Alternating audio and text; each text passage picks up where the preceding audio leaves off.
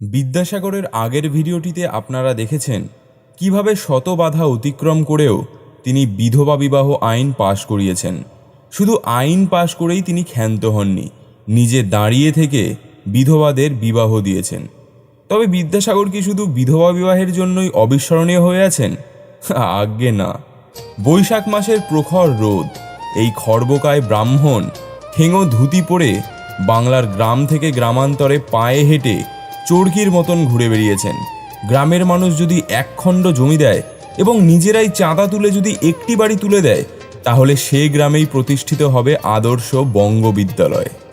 সব জায়গাতেই তিনি সার্থক হতে লাগলেন। পরপর চললেন হুগলি, বর্ধমান, মেদিনীপুর, নদিয়া। প্রখর রোদ কিংবা প্রবল বৃষ্টি কোনোটাই এই ব্রাহ্মণকে নিরস্ত করতে পারে না। তার খাওয়া দাওয়ারও কোনো ঝামেলা নেই। গ্রামের যে কোনো বাড়িতে দুটি চাল ডাল ফুটিয়ে নিলেই তার চলে। রাত্রিবাসের জন্যও চিন্তা করতে হয় না। যে কোনো গৃহস্থের বাড়িতে মাথা গোজার ব্যবস্থা হতে পারে, কিংবা গাছের তলায় শুয়ে পড়লেও তো চলে। অবশেষে তিনি ব্যক্তিগত উদ্যোগ নিয়ে 1858 সালের মধ্যে 35টি বালিকা বিদ্যালয় স্থাপন করলেন। সেই সময় বিদ্যালয়ের কাজ যাতে দ্রুত হয়, সেজন্য প্রয়োজনে তিনি নিজের তহবিল থেকে টাকা ধার দিয়েছেন। তার নিজের পুঁজি থেকে সেই ধার দেওয়া টাকার অঙ্ক ছিল 3,439 টাকা। এমন সময় সরকারের টনক নড়ে। সরকারের শিক্ষা বিভাগ থেকে বিদ্যাসাগরকে ডেকে বলা হলো, এত স্কুল খুলে যাচ্ছ, এর খরচ দেবে কে? আসলে ইংরেজ সরকার এদেশে শিক্ষার প্রসার করতে চেয়েছিল শুধু কিছু কেরানি আর নিম্ন শ্রেণীর কর্মচারী সৃষ্টির জন্য। স্ত্রীলোকের শিক্ষায় টাকা খরচ করে তাদের লাভ কি? স্ত্রীলোকেরা তো আর অফিসে চাকরি করতে যাবে না। তবে বিদ্যাসাগর নিজেই সেই সব বিদ্যালয়ে শিক্ষকদের নিযুক্ত করেছিলেন। সরকার বেতন না দিলে তাকেই দিতে হবে। তিনি জনসাধারণের কাছ থেকে যে চাঁদা তুলে চালাবেন, কিন্তু তেমনও কোনো সাড়া পাওয়া গেল না। তিনি বুঝতে পারলেন, যারা মুখে সর্বদা বলেন যে স্ত্রী শিক্ষা আমাদের দেশের পক্ষে বিশেষ প্রয়োজনীয়, তারাও কাজের সময় কেউই এগিয়ে আসেন না। এদেশের মানুষের মুখের কথার সাথে কাজের মিল নেই। এমন সময় বিদ্যাসাগর তার যথা সর্বস্ব পণ করে টাকা দিলেন, বন্ধক রাখলেন তার প্রেস। তবুও বালিকা বিদ্যালয় তিনি বন্ধ হতে দেননি। বাংলায় যখন আদর্শ বিদ্যালয় খোলা হচ্ছে, তখন সেই সব বিদ্যালয় প্রতিষ্ঠার জন্য জায়গা ঠিক করে বিদ্যালয় তৈরি করা এবং পরে আবার সেগুলি পরিচালনার ব্যাপারে তত্ত্বাবধানের জন্য বিদ্যাসাগরকে বিভিন্ন জায়গায় যেতে হতো। এমনই একদিন রামজীবনপুরে ঈশ্বরচন্দ্র বিশ্রাম করছিলেন। এখানকার বিদ্যালয়টি চালু হয়ে গেছে। গাছের ছায়ায় বসে তিনি শুনতে পেলেন ছাত্ররা উচ্চ কণ্ঠে পাঠোভ্যাস করছে। পণ্ডিত মশাই নামতা পড়াচ্ছেন আর ছাত্ররা পরস্পরের সঙ্গে প্রতিযোগিতা করে গলা ফাটাচ্ছে। ঈশ্বরচন্দ্রের ইচ্ছে হলো ছাত্ররা কেমন পড়াশোনা করছে তা পরীক্ষা করা। ঈশ্বরচন্দ্র সেখানে গিয়ে ছাত্রদের কয়েকটি প্রশ্ন করলেন। তিনি একটি ছেলেকে প্রশ্ন করলেন, ওরে, দিন আর রাত কেমন করে হয় তা বলতে পারিস? এমন অদ্ভুত প্রশ্ন শুনে ছেলেটি অবাক। এর উত্তর তো আমার মা ঠাকুমারাও জানে। এর জন্য কি আর বিদ্যালয়ে আসতে হয়? সূর্য উঠলে দিন আর সূর্য অস্ত গিয়ে চাঁদ উঠলে রাত। ঈশ্বরচন্দ্র আবার প্রশ্ন করলেন, সূর্য কি করে ওঠে আর কি করেই বা অস্ত যায়? এর উত্তর পাছে ছাত্ররা না দিতে পারে, তাই পণ্ডিত মশাই নিজেই আগ বাড়িয়ে বললেন, কেন? 7 ঘোড়ায় রথে চেপে সূর্যদেব পূবের আকাশে উঠলে দিন হয়, আর সারাদিন পর সূর্যদেব পশ্চিম দিগন্তের পাড়ে চলে গেলে রাত হয়। ঈশ্বরচন্দ্র মৃদু হেসে বললেন, সে তো পুরাণের কথা। আপনি আহ্নিক গতি বার্ষিক গতির কথা কিছু শোনেননি? পণ্ডিত মশাই দুদিকে ঘাড় নাড়লেন। ঈশ্বরচন্দ্র বললেন, সূর্য ঘোরে না, পৃথিবী ঘোরে। সূর্য আকাশে স্থির, পৃথিবী 24 ঘন্টায় একবার ঘোরে। পৃথিবী ঘোরে? আপনি বলেন কি মশাই? মশকরা করছেন না সত্যি কথা বলছেন? ঈশ্বরচন্দ্র বললেন, মশকরা নয়, সত্যি। ছাত্রদের ভুল শেখাবেন না।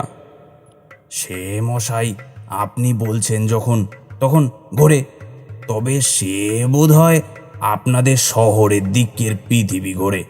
আমাদের এই পাড়াগা দেশের পৃথিবী ঘোরে টোরে না, একেবারে স্থির হয়ে থাকে সব সময়। দেখছি তো।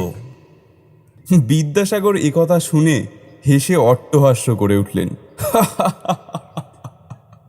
সেদিন ঈশ্বরচন্দ্র বুঝতে পারলেন শুধু পরপর বিদ্যালয় স্থাপন করে গেলেই কাজ হবে না, উপযুক্ত শিক্ষকও দরকার, কারণ অশিক্ষার চেয়ে কুশিক্ষা আরও ভয়াবহ।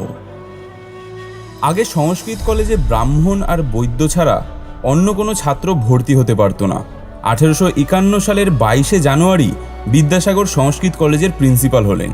প্রিন্সিপাল হওয়ার 5 মাসের মধ্যে ব্রাহ্মণ আর বৈদ্য ছাড়াও কায়স্থদের সংস্কৃত কলেজে পড়ার সুযোগ করে দিলেন। আর সেই বছরেরই শেষের দিকে সংস্কৃত কলেজের দ্বার সকল বর্ণের মানুষের জন্য উন্মুক্ত করে দিয়েছিলেন। বিদ্যাসাগরের নেতৃত্ব দেওয়ার ক্ষমতাও দারুণ ছিল। তখন সংস্কৃত কলেজের নিয়মকানুনের তেমন কোনো কড়াকড়ি ছিল না। ছাত্ররা তো দূরের কথা, অধ্যাপকেরা পর্যন্ত দেরি করে কলেজে আসতো। এখন বিদ্যাসাগর তাদের মুখের উপর তো আর বলতে পারেন না যে ঠিক সময় আসবেন, কারণ এদের প্রায় সকলের কাছেই বিদ্যাসাগর এককালে পড়েছেন। বিদ্যাসাগর অনেক ভেবেচিন্তে এক উপায় বের করলেন। যখন দেখেন একজন অধ্যাপক দেরি করে কলেজে এসেছে, বিদ্যাসাগর তাড়াতাড়ি তার সামনে গিয়ে বলেন, এই এলেন নাকি? ব্যাস, কোনো রাগ নয়, কোনো হুকুম নয়, সামান্য একটা জিজ্ঞাসা, কিন্তু তাতেই কাজ হলো। দিন কয়েকের মধ্যেই দেখা গেল অধ্যাপকেরা সময় মতো কলেজে আসছেন। সে সময় কলেজের কোনো শিক্ষক চেয়ারের উপর বসে বসেই দিব্যি ঘুম দিতেন। ছাত্রদের মধ্যে কেউ কেউ পাখা দিয়ে হাওয়াও করত। বিদ্যাসাগর এই কুপ্রথাও উঠিয়ে দিলেন। শয়তানের আদি, বুঝলে ভায়া? দিবানিদ্রাটুকুও ছাড়তে হলো। দেরি করে আসাও আর চলল না। অবশ্য নিয়মে আসা ভালোই, তাতে দোষ দেওয়া যায় না। কিন্তু এই যে সংস্কৃত কলেজে ব্রাহ্মণ শূদ্র বিচার না করে যাকে তাকে শাস্ত্র অধ্যয়ন করতে দিচ্ছে, এ কি ঠিক? এতে কি ধর্ম থাকে? এসব সাহেবদের প্রিয় আবার ফন্দি। বিদ্যাসাগর সাহেবদের প্রিয়পাত্র হওয়ার জন্য যে এসব কাজ করেছেন তা সত্য নয়, কারণ প্রয়োজনে তিনি সাহেবদেরকেও উচিত শিক্ষা দিয়েছেন। সে সময় কার সাহেব হিন্দু কলেজের প্রিন্সিপাল। কি একটা কাজে বিদ্যাসাগর একদিন কার সাহেবের সঙ্গে দেখা করতে গেছেন। কার সাহেব বিদ্যাসাগরকে কোনো পাত্তাই দিলেন না, এমনকি বসতে পর্যন্ত বললেন না। চেয়ারে হেলান দিয়ে টেবিলের উপর পা তুলে বসে রইলেন। কাজের কথা বলে বিদ্যাসাগর কার সাহেবের ঘর থেকে বেরিয়ে এলেন। কার সাহেব যে অভদ্র ব্যবহার করেছেন সে বিষয়ে একটি কথাও বললেন না, কিন্তু অপমানটুকু ঠিক মনে রইল। কয়েকদিন পরে কার সাহেব কি একটা কাজে বিদ্যাসাগরের ঘরে এসে উপস্থিত। এই সুযোগ কার সাহেব যেমন করেছিলেন, বিদ্যাসাগরও ঠিক তেমনই চেয়ারে হেলান দিয়ে টেবিলের উপর চটিশুদ্ধ পা তুলে বসে রইলেন। কার সাহেব বিদ্যাসাগরকে বসতে বলেননি, বিদ্যাসাগরও তাকে বসতে বললেন না। কার সাহেব কাজ ছেড়ে তাড়াতাড়ি সেখান থেকে চলে গেলেন এবং বিদ্যাসাগরের নামে নালিশ করলেন। শিক্ষা পরিষদের সম্পাদক বিদ্যাসাগরকে ডেকে পাঠালেন। বিদ্যাসাগর বললেন, আমি ভেবেছিলাম আমরা অসভ্য, সাহেবরা সভ্য। সাহেবদের কাছেই আমাদের সভ্যতা শেখা উচিত। কার সাহেবের কাছে আমি যেমন অভ্যর্থনা পেয়েছিলাম, আমি ভেবেছিলাম অভ্যর্থনা করা সেটাই সভ্য রীতি। আমি তাই সেভাবেই কার সাহেবকে অভ্যর্থনা করেছি। এতে যদি আমার কোনো অপরাধ হয়ে থাকে তো সে অপরাধের জন্য স্বয়ং কার সাহেবই দায়ী। বিদ্যাসাগরের স্পষ্ট কথায় ময়েট সাহেব খুশি হলেন। ময়েট সাহেবের কথায় তারপর কার সাহেব নিজেই বিদ্যাসাগরের সঙ্গে দেখা করে ব্যাপারটা মিটমাট করে নেয়। মহাপুরুষদের এমন ভিডিও আরও দেখতে চাইলে বুদ্ধিমানের নতুন ফেসবুক পেজটি লাইক এবং ফলো করুন। ডেসক্রিপশানে লিঙ্ক দেওয়া আছে। ইউটিউব এবং ফেসবুক দু জায়গাতেই ভিডিওগুলো আপলোড করা হয়। ভিডিওটি দেখার জন্য আপনাকে অসংখ্য ধন্যবাদ।